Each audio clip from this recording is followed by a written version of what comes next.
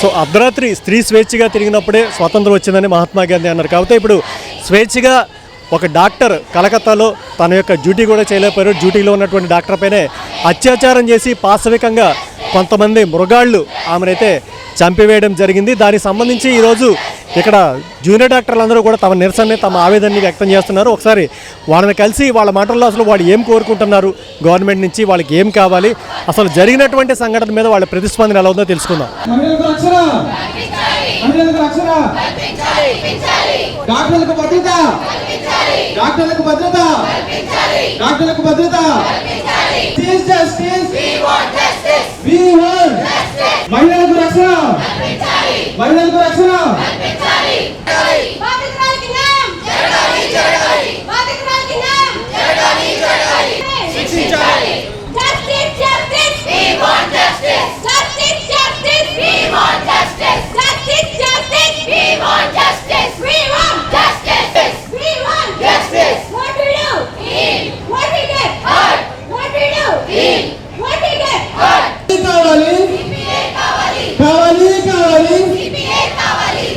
మహిళపై దౌర్జన్యం, డాక్టర్లకు భద్రత, డాక్టర్లకు భద్రత కల్పించాలి కల్పించాలి.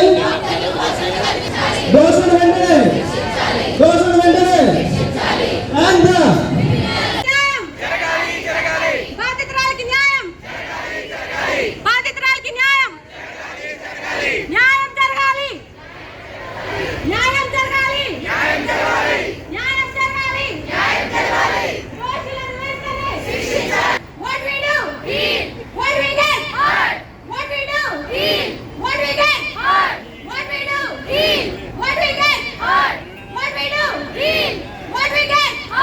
నమస్తే అండి. నేను ఇక్కడ ఫైనల్ ఇయర్ పీజీ చదువుతున్నాను. మీకు అందరికీ తెలుసు ఒక డాక్టర్ అవ్వాలంటే ఎంత కష్టపడతారు, ఎంత కష్టపడితే కానీ ఒక సీట్ రాదు. అలాగే అంత కష్టపడి ఇక్కడికి వచ్చి చేసిన తర్వాత మేము ఇక్కడ ప్రతిరోజు మాకు తిండి అక్కర్లేదు, నిద్ర అక్కర్లేదు, పేషెంట్కి న్యాయం జరిగితే చాలు అన్న ఉద్దేశంతోనే మేము ఎప్పుడు కూడా కష్టపడుతూ ఉంటాం ఎప్పుడు. నా పేరు డాక్టర్ సింధూర. నేను జీజీహెచ్ కాకినాడలో శస్త్రచికిత్స విభాగంలో పోస్ట్ గ్రాడ్యుయేషన్ ఫస్ట్ ఇయర్గా చదువుతున్నాను. కలకత్తాలో జరిగిన జూనియర్ డాక్టర్ మీద రేప్ అండ్ మర్డర్ కేసు మనకు అందరికీ తెలిసిందే. దీని మీద మేమందరం జూనియర్ డాక్టర్స్ అందరూ ఆర్ఎంసీలో మా బాధ వ్యక్తం చేసుకోవడానికి సమ్మె చేస్తున్నాము. మౌమిత తన పేరు. తనని తన ఓన్ హాస్పిటల్లో తను వర్క్ చేస్తున్న ప్లేస్లో తను చదువుకున్న సెమినార్ హాల్లో ఘోరంగా రేప్ చేసి మర్డర్ చేసి చంపేశారు. మొదటిది దీన్ని సూసైడ్ అని చిత్రీకరించారు. ఎందుకని సూసైడ్ అని చిత్రీకరించారు? We do not have any answer. వాళ్ళు సూసైడ్ని చిత్రీకరించడానికి ఎంత ఈజీగా వాళ్ళు సూసైడ్ని చెప్పేశారో, ఆవిడ ఉన్న పొజిషన్, ఆవిడ షేర్ చేసిన పిక్చర్స్ అవన్నీ ఈ దుర్ఘటనని సూసైడ్ అని కాదు, ఖచ్చితంగా ఆవిడ మానభంగానికి గురయ్యారు అని 100% తెలియజేస్తుంది. అలాంటి సమయంలో గవర్నమెంట్ ఎటువంటి చర్యలండి తీసుకుంటుంది? ఎవరో కొంతమంది వచ్చి అంత ధైర్యంగా తను చదువుకునే ప్లేస్లోనే, తను వర్క్ చేస్తున్న హాస్పిటల్లో తను డ్యూటీలో ఉండగా తనని మానభంగం చేసి చంపేస్తే ఏం చర్యలు తీసుకుంటున్నారు? ఆ వచ్చి చేసే వాళ్ళు ఎంత ధైర్యం కాకపోతే, వాళ్ళు చేసింది తప్పించుకొని వెళ్ళిపోగలరు అనే ధీమా లేకపోతే ఇటువంటి దుర్ఘటన కమిట్ చేస్తారు? సరే, మౌమితాకి జరిగింది విషయం ఇంత తప్పు, ఇంత దారుణం అని చెప్పి పశ్చిమ బెంగాల్లో అక్కడ ఆర్జీకర్ హాస్పిటల్లో మిగిలిన జూనియర్ డాక్టర్లు, ఇంటర్న్స్, హౌస్ సర్జన్స్, పీజీలు అందరూ కలిసి దీనికి ప్రొటెస్ట్ చేస్తుంటే ఆ సాయంత్రం పూట 7,000 మంది పైగా వచ్చి వాళ్ళ మీద దాడులు చేశారు. ఎమర్జెన్సీ విభాగాన్నంతా ధ్వంసం చేశారు. ఆడవాళ్ళ హాస్టల్లో, మగవాళ్ళ హాస్టల్లోకి వెళ్ళి నెట్వర్క్ అంతా కట్ చేసేసి వాళ్ళకి బయట ప్రపంచంతో ఎటువంటి సంబంధం లేకుండా, కాంటాక్ట్ లేకుండా వాళ్ళని ఎంత భయపెట్టారు. మాకు సోషల్ మీడియాలో మేము ఇలా లోపల ఇరుక్కుపోయి ఉన్నాము, చిక్కుకుపోయి ఉన్నాము, బయట 7,000 మంది పైగా వచ్చి కర్రలతో కొడుతున్నారు, దాడులు చేస్తున్నారు, అంతా ధ్వంసం చేస్తున్నారు, మమ్మల్ని కాపాడండి అని చెప్పి వాట్సాప్లో, టెలిగ్రామ్లో, సోషల్ మీడియాలో 1,000కు పైగా మెసేజెస్ వచ్చాయి. ఇక్కడున్న మేము అక్కడున్న వాళ్ళకి ఎలా హెల్ప్ చేయగలమండి? అక్కడ గవర్నమెంట్ వాళ్ళకి హెల్ప్ చేయాలి, అక్కడ వాళ్ళని ఎలా కాపాడాలి అన్నది ఆలోచించాలి. ఇప్పుడు ఈ 7,000 మంది వచ్చారు, తర్వాత ఇంకో 9,000 మంది రారు అని ఏంటి గ్యారంటీ? ఆ మౌమితకే కాదు కదా, మిగిలిన ఆర్జేకర్లో ఉన్న స్టూడెంట్స్, మిగిలిన పీజీస్, మిగిలిన ఇంటర్న్స్ వాళ్ళకి ఎక్కడుందండి భద్రత? ఈ ఘోరమే కాకుండా ఇలా మిడ్ నైట్ ర్యాలీ అని చెప్పి ఒక ప్రొటెస్ట్ ఏదో చేస్తుంటే సోషల్ మీడియాలో ఇంకొక రేప్ కేసు అయ్యింది అని చెప్పి ఒక మెసేజ్ సర్క్యులేట్ అవుతుంది. అది ఎంతవరకు నిజమో ఎంతవరకు అబద్ధమో తెలియదు, కానీ ఒకవేళ కానీ అదే జరిగితే ఎంత దారుణం అది. ఈ 7,000 మంది వచ్చి దాడులు చేశారు, జరిగిపోయింది. ఏం చర్యలు జరుగుతున్నాయి? ఏ ప్రొటెక్షన్ యాక్ట్ నిడుస్తుంది? అక్కడ డాక్టర్లు ఎంతవరకు భద్రత ఉంది? ఈ తిన పేరు శృతి, ఈ అమ్మాయి నీట్ రాసి ఢిల్లీ నుండి ఇక్కడికి వచ్చింది. తినకి తెలుగు రాదు. తను పేషెంట్లతో మాట్లాడాలన్నా, తన భావం తన బాధ ఎవరికన్నా వ్యక్తం చేయాలన్నా ఎంత కష్టం. ఇలాంటి భాష రాని డాక్టర్లు కూడా వేరే దేశాల నుంచి, వేరే స్టేట్స్ నుంచి మన స్టేట్కి వచ్చి వర్క్ చేస్తున్నప్పుడు వీళ్ళకి సెక్యూరిటీ ఎలాగా? వీళ్ళు వాళ్ళ బేసిక్ రైట్స్ కూడా కొన్నిసార్లు వచ్చిన మొదటి 2-3 నెలల్లో వ్యక్తం చేసుకోలేరు. అలాంటి వాళ్ళని మనం ఎలా ప్రొటెక్ట్ చేయాలి? వీళ్ళు వాళ్ళ స్టేట్, వాళ్ళ కన్నా నేల మట్టి వదిలేసి వచ్చి ఇక్కడ సర్వీస్ చేయాల్సినంత అవసరం ఏంటి వాళ్ళకి ఇంత రిస్క్ మధ్యలో? ఎందుకనండి మన డాక్టర్స్ని అంత చులకనగా చూస్తున్నారు? ఎందుకని మాకు ఏ వసతులు ఎలాగో ఉండట్లేదు? మంచి రూమ్స్ ఉండట్లేదు, వాష్రూమ్స్ ఉండట్లేదు. మేము ఎప్పుడు వాటి మీద వేలు ఎత్తి ఇంత చర్య ఇంత ఘోరం అవ్వే వరకు, ఇంత ఘటన జరిగే వరకు మేము ఎప్పుడు మీరు ఎందుకు మాకు ఇవి ప్రొవైడ్ చేయట్లేదు అని మేము అడగలేదు ఎప్పుడు. ఇప్పుడు ఇది జరిగింది కాబట్టి మరొక నా చెల్లికో, నా అక్కకో, నా ఫ్రెండ్స్కో, నా కొలీగ్స్కో, ఈ అమ్మాయికో జరగకుండా ఉండకూడదని మేము ఆ సెక్యూరిటీ కోసం, మా భద్రత కోసం ఇలా మాకు రూమ్స్ కావాలి, మాకు ప్రొటెక్షన్ కావాలి, మాకు సిపిఏ కావాలి అని అడుగుతున్నాము. అట్ ద సేమ్ టైం మేమందరం అమ్మాయిలే. ఒక డాక్టర్నే కాదు, ఒక అమ్మాయిని రేప్ చేసి చంపేశారు అంటే ఆ ఘటన వల్ల మేము ఎంత బాధపడుతున్నామో మాకు ఎంత బాధ తెలుస్తుంది. తను పడిన బాధ ఆఖరి నిమిషాల్లో తన కాళ్ళు, మెడ అన్నీ విరగ్గొట్టేసి కళ్ళల్లో అద్దాలు గుచ్చేసి ఎంత బాధపడి ఉంటుందో తను ఆ ఆఖరి నిమిషాల్లో మా అందరికీ ఆ పెయిన్ అన్నది తెలుస్తుంది. డాక్టర్స్గా మేము సిపిఏని ఎంత కోరుకుంటున్నామో, మాకు ఆ బేసిక్ సెక్యూరిటీ, బేసిక్ రైట్స్ ఎంత కోరుకుంటున్నామో, ఒక ఆడవాళ్ళగా, ఒక అమ్మాయిగా మేమందరం అక్క చెల్లెళ్ళగా ఆ రేప్ చేసిన వాళ్ళకి శిక్ష విధించాలి, ఉరి శిక్ష విధించాలి. వాళ్ళని బతకనివ్వకూడదు. ఇలా ఇంకా ఏ అమ్మాయికి జరగకూడదు. భారతదేశంలో ఇంకెవ్వరూ రేప్కి గురవ్వకూడదు. ఒకవేళ రేప్కి గురైన దుర్ఘటన జరిగితే రేప్ చేసిన వాళ్ళని అంత సులువుగా వదిలేయకూడదు. కఠినమైన చర్యలు తీసుకోవాలి, ఉరి శిక్ష విధించాలి అన్న ఈ 2 విషయాల మీద మేము పోరాడుతూనే ఉంటాము. మాకు సిపిఏ కావాలి, at the same time rape commit చేసే వాళ్ళందరినీ ఉరి శిక్ష విధించాలి. ఈ 2 చర్యలు అమలు పరిచే వరకు ఈ సమ్మె ఆగదండి. आज 5th डे है इस प्रोटेस्ट का और हम कितने लोग हैं? आसपास घूम के देखिए तो सिर्फ डॉक्टर्स ही है. क्या वो जो एक जिसके साथ हुआ वो सिर्फ एक डॉक्टर की ही उसकी पद्धति थी? वो एक लड़की थी हम सबसे पहले. आप लोगों को क्या हो गया है? इतना घिनौना काम होने के बावजूद वहाँ पे रात में लोग आए, सारे जितने भी वहाँ पे सबूत थे उनको तोड़े जाने की कोशिश की गई. लोगों का मनोबल तोड़ा गया. वहाँ पे एक पीसफुल प्रोटेस्ट हो रही थी, उसके बावजूद लोग आए, उनको धमकी दे के गए थे. उनको बोला गया कि हम अगले दिन, आज 3,000 लोग आए तो अगले दिन हम 9,000 लोग आएंगे. तो क्या इंडिया में बस अब ये सब देखने के लिए हम लोग बोल रहे हैं? क्या नारा था कि बेटी बढ़ाओ बेटी बचाओ? भाई बेटी तो पढ़ी, बेटी डॉक्टर बनी, उसने मेहनत की, उसने पहले नीट यूजी क्लियर किया, फिर पीजी क्लियर किया, अब दूसरे साल में थी वो. 1 साल बाद वो आगे जाके सुपर स्पेशलिटी की अपनी तैयारी करती, पर वो तो बची ही नहीं. आप सब ने इस चीज़ को बस एक वोट बैंक की राजनीति बना के छोड़ दिया है. हम तो देख ही नहीं रहे हैं कि आम जनता कहाँ गई. आपके घर में हो, आपके गली मोहल्ले में हो, तभी आप लोगों के अंदर कब वो आएगा कि आप लोगों को ज्वाइन करना चाहिए. आप सबको ये सोचना चाहिए कि वो लड़की अपने वर्क प्लेस में थी. लोग क्या कहते हैं कि सबसे ज़्यादा सुरक्षित जगह कहाँ है? जहाँ पे लोगों का इलाज किया जाता है, यानी कि अस्पताल. तो अब तो अस्पताल में ये सब हो गया. तब अस्पताल में ये हुआ है, तब शेल्टर कहाँ मिलेगा? भगवान की गोद में थोड़ी ना शेल्टर है. शेल्टर यहाँ धरती पे है. आप सब लोगों को आना चाहिए, आवाज़ उठानी चाहिए, गवर्नमेंट को बोलना चाहिए कि ऐसा रूल, ऐसे लॉज बनने चाहिए कि अगली बारी किसी लड़के ने अगर ये सोचा कि वो रेप करके निकल जाएगा तो उसकी रूह कांपनी चाहिए. एक बहुत ही स्ट्रॉन्ग इंडिया में लॉ की सख्त से सख्त ज़रूरत है. और अभी कोलकाता में इंसिडेंट्स के बाद और उत्तराखंड में, तमिलनाडु में, केरला में और आ रहे हैं, लोगों को वॉइस मिल रही है. तो आप भी अपनी वॉइस को बुलाओ, आओ, हम सब लोगों का साथ दो अपने लिए, हम सब लोगों के लिए, अपने घर की बेटियों के लिए.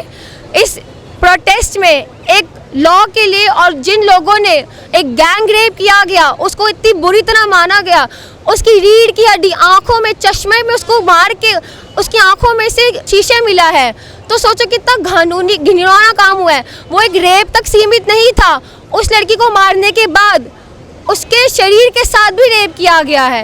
इन सब चीज़ों के बाद भी गवर्नमेंट चुप्पी साधे हुई है, और किस चीज़ों का इंतज़ार हो रहा है कि हर गली मोहल्ले में भी ये सब होने लग जाए। तो प्लीज़ आप सब लोगों से निरोध है कि आप सब सामने आओ, इसके लिए अपनी आवाज़ उठाओ, क्योंकि एकता में अनेकता है। जय हिंद। ఈ తోటలో ఉన్న మా మీద వచ్చి అలా దాడులు చేయడం, ఇంకా అలాంటి లైంగిక దాడులు కానీ ఇవి కానీ అలాంటివి వచ్చి అలాంటి ఊహ అసలు ఎందుకు వస్తుందో ఎవరికి అర్థం కావట్లేదు. అలాంటి థాట్ కూడా రానంత కఠినంగా వాళ్ళని శిక్షించాలని చెప్పి మేమందరం కోరుకుంటున్నాం. అలాగే అందరిలోనూ మెయిన్గా చైతన్యం రావాలి అండ్ పరివర్తన రావాలి. అసలు చిన్నపిల్లల నుంచి వాళ్ళ తల్లిదండ్రులు వాళ్ళకి ఇలాంటివి ఎప్పుడు జరగకూడదు, అసలు ఇలాంటివి ఉండకూడదు అన్న పరివర్తన చిన్నప్పటి నుంచే తీసుకురావాలి.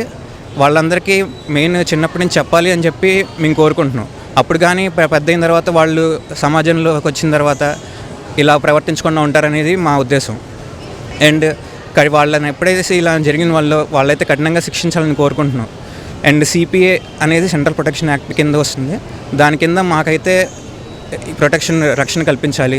నైట్ డ్యూటీలో కానీ లేకపోతే ఎప్పుడైనా డ్యూటీ చేసే సమయంలో కానీ ఈ మధ్యన చూస్తున్నాం పేషెంట్లు వాళ్ళకి ఎలా చేయాలో తెలియట్లేదు. అసలు వాళ్ళ కనీసం డాక్టర్లు వాళ్ళని కాపాడడానికి చూస్తున్నారని కూడా అర్థం కావట్లేదు వాళ్ళకి. అదేదో మేము వాళ్ళని ఇచ్చేస్తున్నాం అనుకుంటున్నారు, కానీ పేషెంట్ పరిస్థితి అలా ఉండడం వల్ల అవుతుంది చాలాసార్లు. వాళ్ళ కోపం ఎవరు వ్యక్తం చేసుకోవాలో తెలియక అక్కడ ఉన్న జూనియర్ డాక్టర్ల మీద వాళ్ళ మీద వ్యక్తం చేసుకుంటున్నారు. ఇలాంటివి అనేది ఆ థాట్ అనేది మంచిది కాదు అని చెప్పి మా అభిప్రాయం. వాళ్ళలో కూడా కొంచెం ఆలోచన రావాలి, ఆలోచించి చేయాలి, వాళ్ళు కూడా ప్రవర్తించాలి అనేది మేము అనుకుంటున్నాం. సో ఇప్పుడు యాక్చువల్గా ఒక మెడిసిన్ కంప్లీట్ అవ్వాలంటే సుమారుగా ఒక 20 సంవత్సరాలు స్టడీ అవసరం అవుతుంది దాదాపుగా. సో 20 సంవత్సరాలు మీరు స్టడీ చేసిన తర్వాత ఒక 2 గంటల్లో ఆ ప్రాణాలు చిదిమేశారు. అంటే కోల్కతాలో జరిగినటువంటి సంఘటన. అంటే దీన్ని మీరు ఏ కోణంలో చూస్తున్నారు? అంటే మీరు ఇప్పుడు ఇక్కడ చాలామంది జూనియర్ లేడీ డాక్టర్స్ ఉన్నారు, మీరు కూడా ఉన్నారు. యాక్చువల్గా మేల్ అయ్యుండి కూడా మీరు ఇనిషియేటివ్ తీసుకోవడం నిజంగా అభినందించదగ్గ విషయం. అంటే దీన్ని ఏ కోణంలో చూస్తారు? అసలు దీనికి కారణం ఏమి ఉంటుంది అసలు? యాక్చువల్ సార్, ఒక వ్యక్తి మనల్ని మానవులు ఎందుకు అంటారంటే మానవత్వం చూపిస్తాం కాబట్టి మానవులు అంటాం. జరిగింది ఒక డాక్టర్, ఒక లేడీ డాక్టర్ అనేది పక్కన పెడితే ఒక మనిషి మీదే జరిగింది. కొంతమంది గుంపుగా అయి ఉండొచ్చు, ఒకటిగా అయి ఉండొచ్చు. వాళ్ళు మానవులను అయితే చెప్పలేము సార్. రాక్షసత్వాలు, ప్యూర్గా రాక్షసత్వం అది. సో నైట్ డ్యూటీలో ఉన్న ఒక ఆడదాని మీద, అది కూడా తను ఏ భద్రత లేకుండా ఒంటరిగా పోరాడలేని స్థితిలో పెట్టి చేయడం అనేది చాలా బాధాకరం. బహుశా ఇది పేరెంటింగ్ వల్ల కూడా ఉండొచ్చు. ఖచ్చితంగా అది పరిగణలోకి తీసుకొని తీరాలి. చెప్పాలంటే ఇంకా సంఘంలో అబ్బాయిలకి సెక్స్ ఎడ్యుకేషన్ కావచ్చు, అమ్మాయిలకి అబ్బాయిలకి సెక్స్ ఎడ్యుకేషన్ అనేది ఇంప్రూవ్ చేయాలి. ఒక ఆడదాన్ని గౌరవంగా చూడడం గురించి, గౌరవంగా మాట్లాడడం గురించి, ఇంట్లో అమ్మ అయితే ఎంత రెస్పెక్ట్ ఇస్తామో ఇంకొక ఆడదాన్ని కూడా అంతే రెస్పెక్ట్ ఇవ్వాలి. తోటి విద్యార్థులు కావచ్చు, ఫ్రెండ్స్ కావచ్చు. ఇదని పక్కన పెడితే చాలా చోట్ల మనం చూస్తున్నాం, ఒక గ్రూప్ ఆఫ్ ఫ్రెండ్స్ అబ్బాయిలు తీసుకెళ్ళి అమ్మాయిలు రేప్ చేస్తున్నారు. ఇప్పుడు బయట ఉన్న సంఘం కూడా ఏదో డాక్టర్కి జరిగిన రేప్ అంట, అందుకని ఏదో వాళ్ళు ఏదో బయట తిరుగుతున్నారంట డ్యూటీలు మానేసి. కొంతమందికి అయితే మేము ఇంకా జీతాల కోసం చేస్తున్నాం అనుకునే దౌర్భాగ్యం కూడా ఉంది. చాలామంది మామూలు జనాలకు తెలియదు. సో ఇది ఒక లేడీస్, అది వర్క్ ప్లేస్లో సేఫ్టీ లేదంటే ఇంకెలా అండి? హాస్పిటల్ అనేది మేమందరం దేవాలయంలాగా చూస్తాం, వచ్చి ప్రాణాలు కాపాడుతున్నాం. నిజంగా దేవాలయం లాంటిదే. డాక్టర్లు దేవుళ్ళనే అంటారు. చాలామంది డాక్టర్లు దేవుళ్ళు అన్నప్పటికీ మేము కాపాడగలిగేది మంత్రాలతో అయితే కాదండి, మందులతో మాత్రమే. మీ తినే అలవాట్లు వాటిలన్నింటి బేస్ చేసుకొని ఉంటుంది అంతే. సో ముఖ్యంగా అంటే ఇలాంటివి జరగకూడదు అని అంటే అందరికీ స్కూల్లో కావచ్చు, కాలేజ్ లెవెల్, ఇంటర్మీడియట్, ఎలా 10th 12th క్లాసెస్ ఈ రేంజ్లో సెక్స్ ఎడ్యుకేషన్ ఖచ్చితంగా ఇంపార్టెంట్ అండి. ప్లస్ ఇంకోటి, మీరు యాక్చువల్గా డాక్టర్స్, ప్రాణాలు కాపాడే బాధ్యత మీ మీద ఉంది. మీరు దీన్ని దేవాలయంలో చూస్తున్నారంటున్నారు. బట్ ఈరోజు ఇక్కడికి దాదాపుగా జిల్లా నలుమూల నుంచి కూడా ఇక్కడ పేషెంట్లు వస్తూ ఉంటారు. సో అంటే ఇప్పుడు ఈ ప్రొటెస్ట్ చేయడం వల్ల వాళ్ళందరూ కూడా ఇబ్బందులు గురయ్యే అవకాశం ఉంది. సో దానికి మీరు ఏమైనా ప్రత్యేకమైనటువంటి కేర్ ఏమైనా తీసుకున్నారా? అంటే అలా జరగకుండా, వాళ్ళకి ఇబ్బంది కలగకుండా. సో మేము ఎలెక్టివ్స్, ఓపీడీస్ అంటే అవుట్ పేషెంట్ డిపార్ట్మెంట్, ఎలెక్టివ్స్ అంటే అత్యవసర పరిస్థితులు లేని వాటిని ముందుగా ఆపడం జరిగిందండి. సో అది ఫస్ట్ సిబిఐకి ఎంక్వైరీ వెళ్ళాలి ఇలా అని చెప్పి ప్రొటెస్ట్ మొదలుపెట్టాం. మేము ఎమర్జెన్సీస్ని ఎప్పుడు ఆపడం మొదలుపెట్టామని అంటే, 1,000 సంఖ్యలో పీస్ఫుల్గా ప్రొటెస్ట్ చేస్తున్న డాక్టర్ల మీద దాడి జరగడం జరిగింది కోల్కతాలో. ఆ తర్వాత ఎమర్జెన్సీస్ ఆపేయాలా అన్న నిర్ణయానికి వచ్చాం. ఇది కేవలం పీజీ డాక్టర్లు, ఇంటర్న్స్ మాత్రమే ఆపారండి. ఇప్పటికీ మాకు టీచ్ చేసే గురువులు అందరూ ప్రొఫెసర్స్, అసిస్టెంట్ ప్రొఫెసర్స్ వాళ్ళందరూ హాస్పిటల్స్లో పనిచేస్తూనే ఉన్నారండి. మీరు గమనించుంటారు, ఇక్కడ పొద్దున ఆల్మోస్ట్ 8:30-9 నుంచి ప్రొటెస్ట్ జరుగుతూ ఉంది. ఒక పేషెంట్ వచ్చి మాకు వైద్యం జరగలేదు అన్న కంప్లైంట్ ఇవ్వడం జరుగుతుంది. వాళ్ళకి ఎంతో కొంత కష్టం కలిగే ఉంటుందండి. కష్టం కలిగితే గవర్నమెంట్ని కదిలించండి అని కోరుకుంటున్నాను. గవర్నమెంట్ కదిలించి మాకు కావాల్సిన న్యాయం, మాకు వాళ్ళ నుంచి భద్రత ఇస్తామని వాళ్ళందరినీ ఒక ప్లెడ్జ్ తీసుకోమనండి. తప్పకుండా తిరిగి విధుల్లోకి రెడీగా ఉన్నామండి. అంటే ఇది ఎన్ని రోజులు కొనసాగొచ్చు? ఈవేళ మొదలుపెట్టింది సుమారుగా ప్లాన్ అయితే యాక్చువల్గా కలెక్టర్స్కి వీళ్ళందరికీ మా రిక్వెస్ట్లు, మాకు కావాల్సిన వస్తువుల గురించి చెప్పడం జరిగిందండి. ఇది ఒక్క ఆంధ్రప్రదేశ్ లేదా మా రంగరాయ మెడికల్ కాలేజ్లో మాత్రమే కాదు, దేశమంతటా జరుగుతుంది. మన రాష్ట్రంలో విస్తృతంగా ఉంది. కాకపోతే సో ఎప్పుడైతే కేంద్ర ప్రభుత్వం కానీ రాష్ట్ర ప్రభుత్వాలు కానీ ఒక హామీ ఇచ్చి ఒక భద్రత కల్పిస్తామనే కొత్త చట్టం గురించి